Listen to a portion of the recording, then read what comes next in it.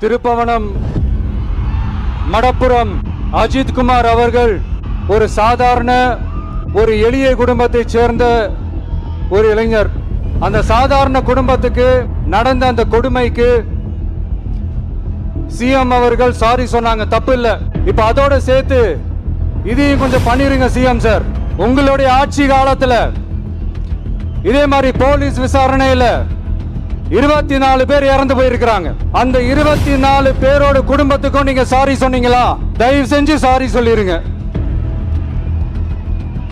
அஜித்குமார் அவர்கள் குடும்பத்துக்கு நீங்க கொடுத்த நிவாரணம் மாதிரி இந்த 24 பேர் குடும்பத்துக்கும் நீங்க நிவாரணம் கொடுத்தீங்களா?